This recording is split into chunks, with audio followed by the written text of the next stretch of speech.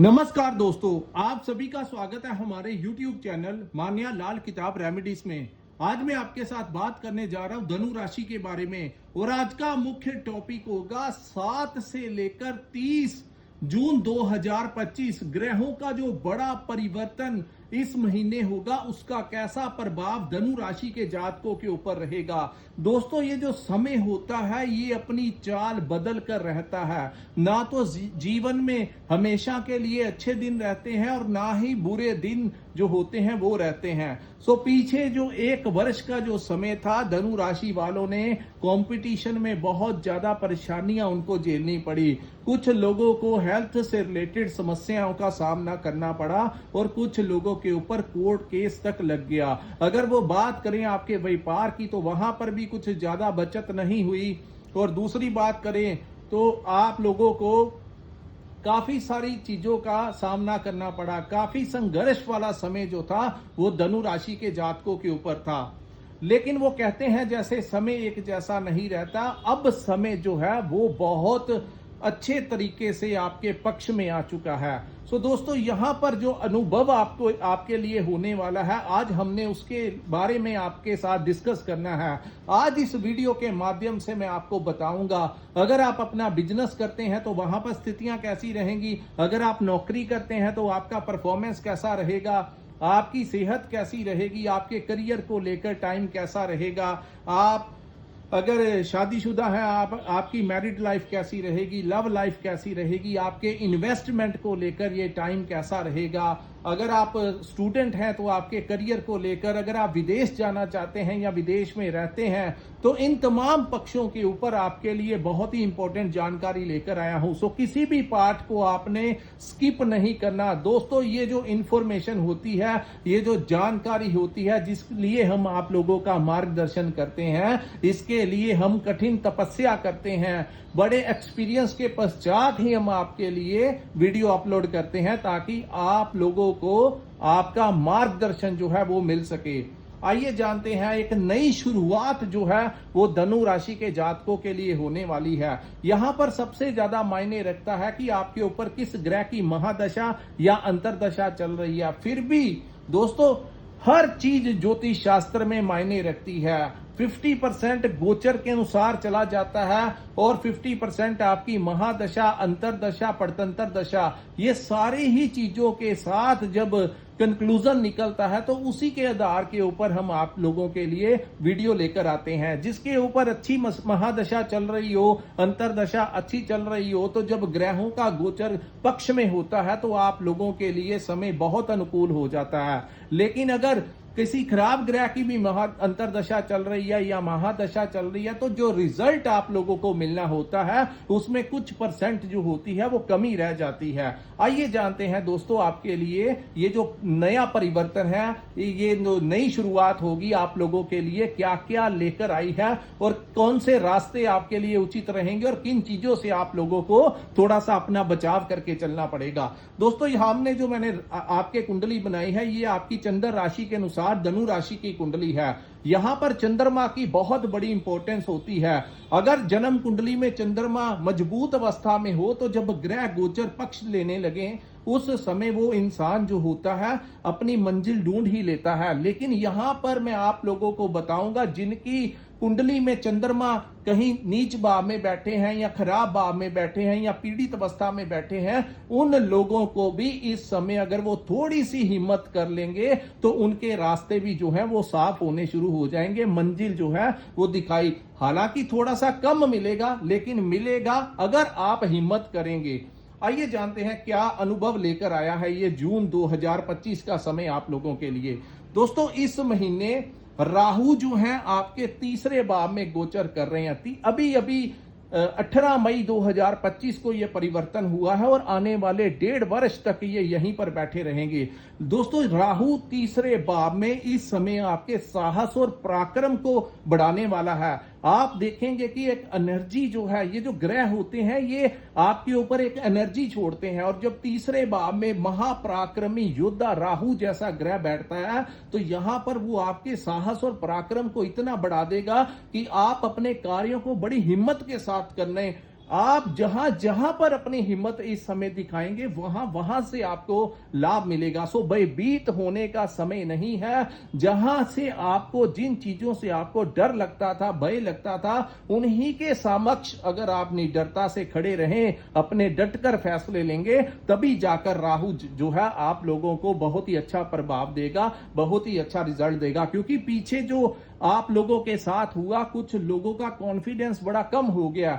उन लोगों को मैं कहना चाहता हूं कि वो समय जो है वो बीत चुका है। अब नए सिरे से नई शुरुआत जो है आप लोगों को करनी होगी और जीवन में एक नई चेंजेस जो है आप लोगों को खुद लाने होंगे। क्योंकि दोस्तों ये कर्म भूमि है, कर्म अगर आप करेंगे तभी जाकर आपको इसका फल मिलेगा। यहां पर राहु जैसे ग्रह का बैठना आपको आपके मित्रों से बड़ा सपोर्ट दिलाने वाला है। आप देखेंगे कि जैसे ही 18 मई 2025 का समय निकला, आपके जो दोस्त मित्र, आपके जो सज्जन थे, उन लोगों ने आपको कहीं ना कहीं आर्थिक लाभ भी दिया होगा।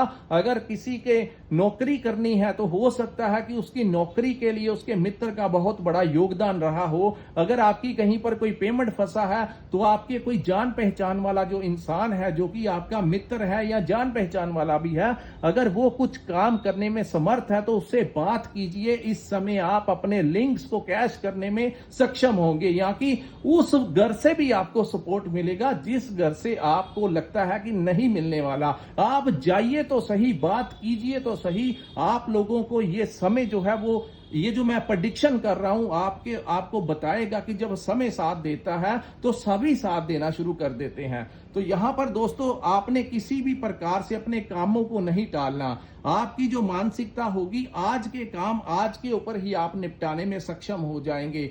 हालांकि यहां पर अगर आप नौकरी करते हैं, वहां पर भी आप जो है बड़ी तेजी के साथ अपने कार्यों को करते हुए नजर आएंगे।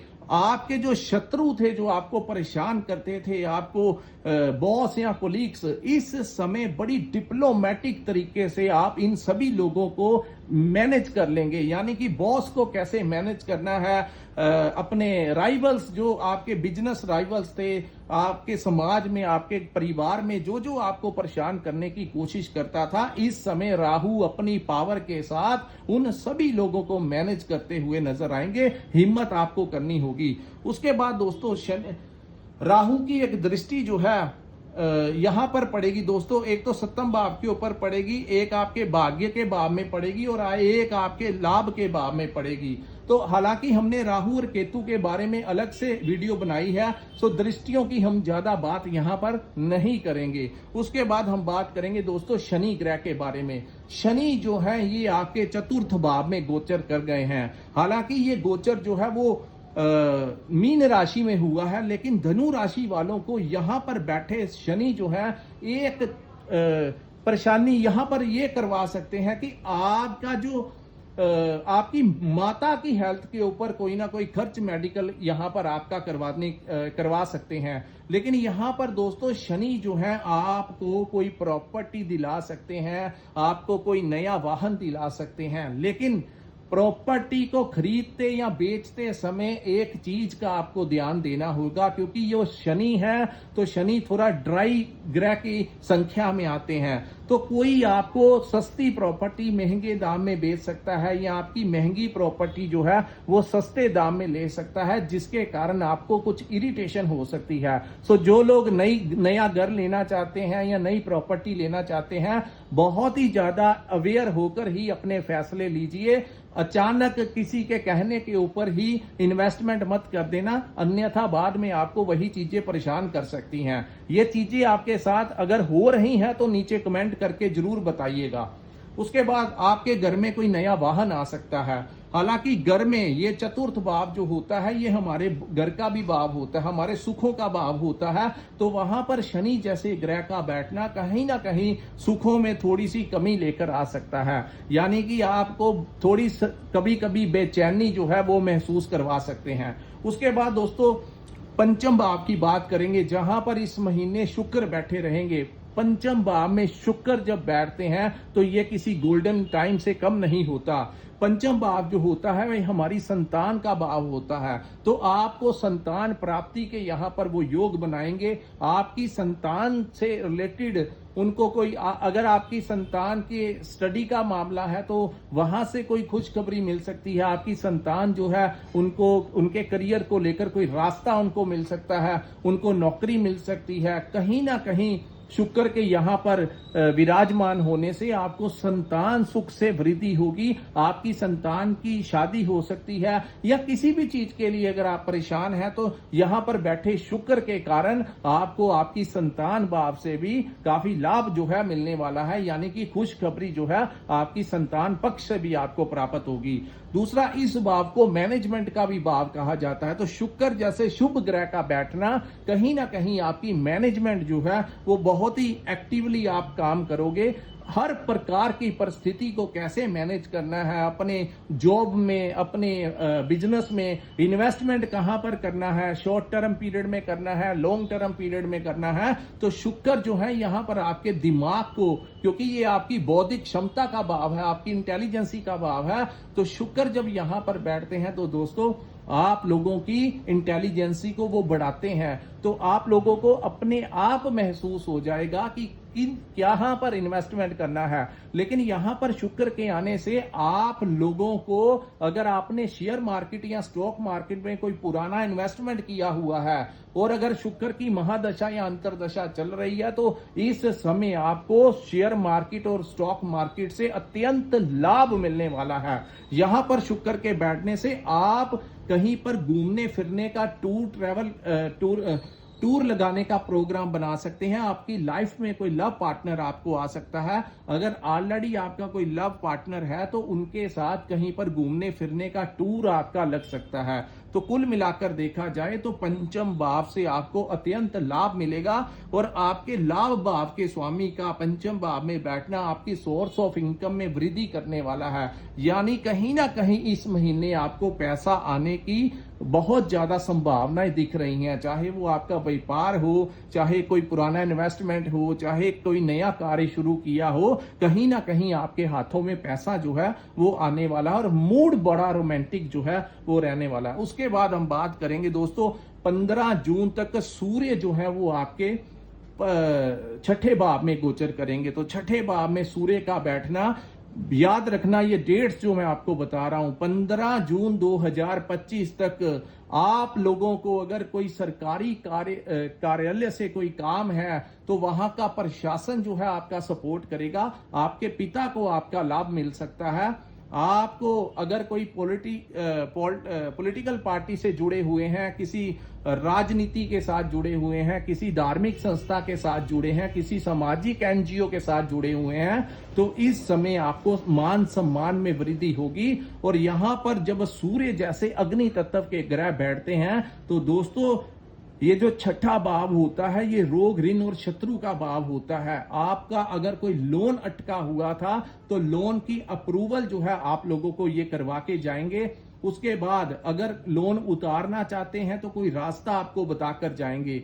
यहां पर आपके वो शत्रु जो आपको परेशान करने की कोशिश करते हैं वो आपसे काफी दूर जो है वो रहेंगे। हालांकि आपके खिलाफ राजनीति करने की कोशिश कर सकते हैं, लेकिन दिग्बली बैठे हुए सूर्य जो हैं यहां पर बड़े से बड़ा दन्ना सेठ भी आपका कुछ नहीं बिगाड़ पाएगा।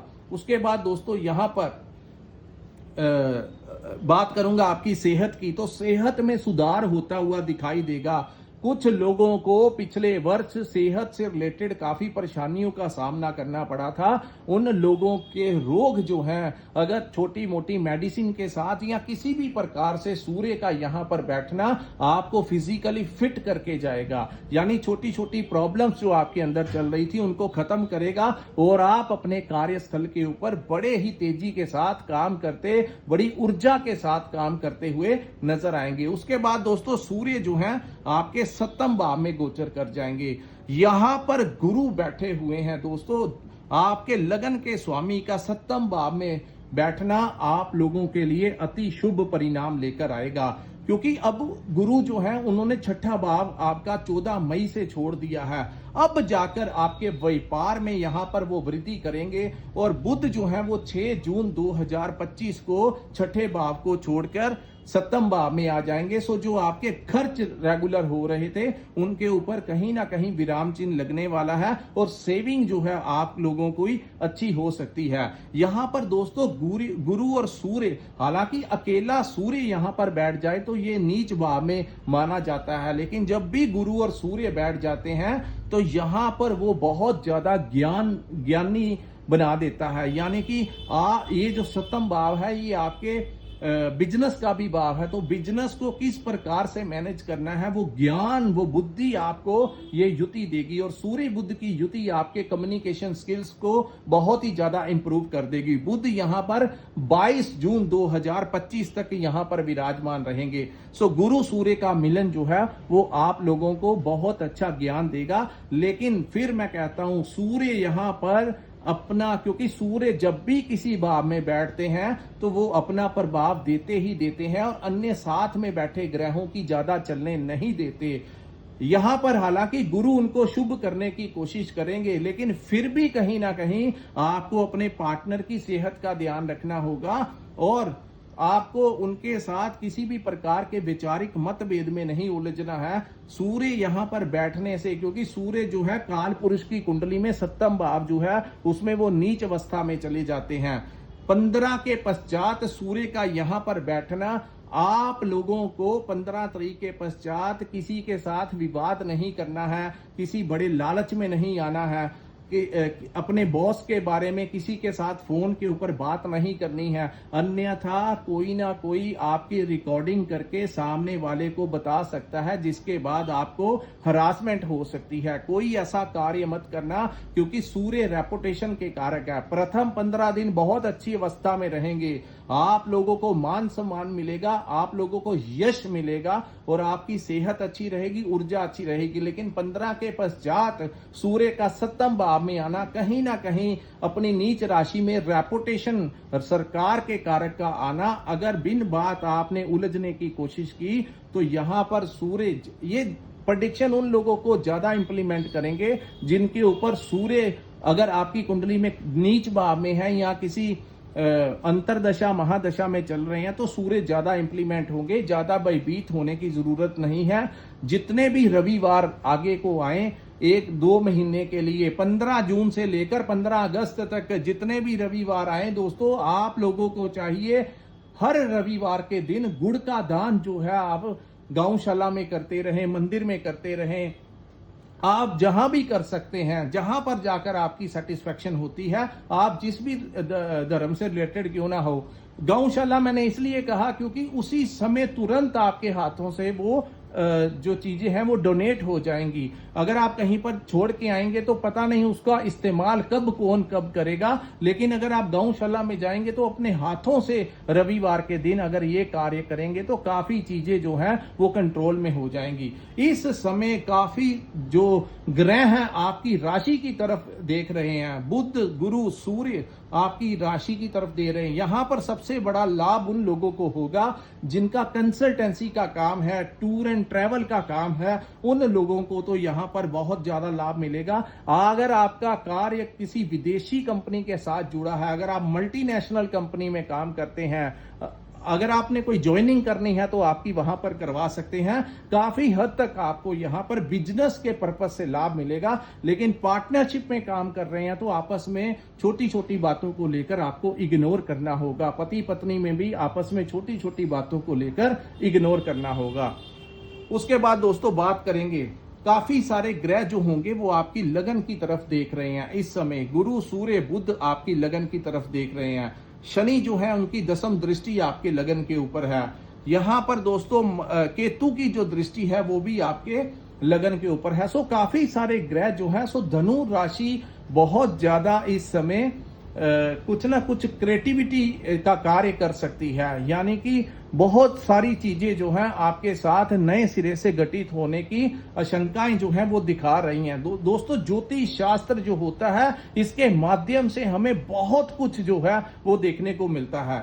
और उसके बाद हम बात करेंगे मंगल और केतु के बारे में। 7 जून को मंगल जो है आपके भाग्य के भाव में आ जाएंगे और उसके साथ में दोस्तों केतु आने से इस समय आपके पिता के साथ कहीं ना कहीं आपको अपने संबंधों का ध्यान रखना होगा, खास करके जब सूर्य भी छठे भाव से निकल जाएंगे। यानी कि आप देखेंगे दोस्तों मंगल और केतु का इस भाव में आना कहीं ना कहीं आपकी पिता की हेल्थ के ऊपर कुछ ना कुछ आपका खर्च करवा सकता है, उनकी मेडिसिन के ऊपर खर्च करवा सकता है, उनके साथ आपका विवाद करवा सकता है। और दूसरा, आपके जो गुरुजन हैं, गुरु सिर्फ धार्मिक गुरु ही नहीं होता, जो स्टूडेंट्स होते हैं, उनके जो टीचर्स हैं, प्रोफेसर्स हैं, लेक्चरर्स हैं, या जहां पर भी आप काम करते हैं, किसी कंपनी में, किसी ऑर्गेनाइजेशन में काम करते हैं, वहां के जो ओनर होते हैं या वहां पर जो बॉस होते हैं, वो भी कहीं ना कहीं किसी ना किसी रूप से आपके गुरु ही होते हैं। जहां पर आप कोई काम सीखते हैं,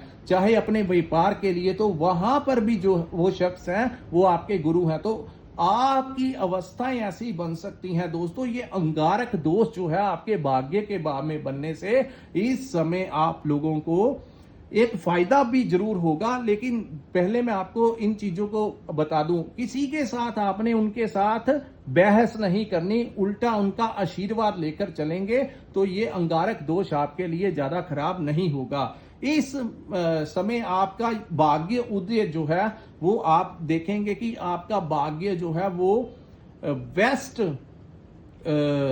जो दोस्तों नॉर्थ वेस्ट की जो डायरेक्शन होगी उसमें बहुत ज्यादा चांसेस धनु राशि के जातक, जहां पर उनका जन्म स्थान है, वहां से नॉर्थ वेस्ट की जो डायरेक्शन जाती है वहां से उनको बहुत अच्छा लाभ जो है वो मिल सकता है। चाहे वो विदेश अगर आप कोई इंपोर्ट एक्सपोर्ट का काम करते हैं, कोई ऐसा काम करते हैं, अगर आपको कहीं से ऑफर आया है कोई नया टेंडर के लिए, कोई नए प्रोजेक्ट के लिए, आपकी अगर किसी कंपनी में स्विचिंग है, किसी दूसरे स्थान पर आपको जाना है, तो आपको जो कॉल्स आ सकती हैं वो उसी दिशा में आएंगी जिसको हम उत्तर पश्चिम की जो दिशा होती है वहां से आपको इस समय केतु महाराज बहुत अच्छा लाभ दिला सकते हैं। क्योंकि केतु का इस भाव में बैठना, पंचम भाव में बैठना और 12th भाव में बैठना अति उत्तम होता है। तो भाग्य में केतु आप लोगों के भाग्य में बहुत अच्छा आने वाला जो समय है उसमें आप लोगों को बहुत अच्छा फायदा दे सकते हैं। सो दोस्तों, ये है धनु राशि वालों के लिए जून 2025 का महीना कैसा रहने वाला है। अगर ये वीडियो आप लोगों को अच्छा लगा हो तो कृपया इस वीडियो को लाइक कीजिए, हमारे चैनल को सब्सक्राइब कीजिए। दोस्तों, इस महीने अगर आप अपना वीजा लगाना चाहते हैं विदेश जाने के लिए तो आप अप्लाई कर सकते हैं। आपके वीजा लगने के बहुत ज्यादा चांसेस हैं और जो लोग विदेश में रहते हैं उन लोगों को भी इस समय अच्छा लाभ मिल सकता है।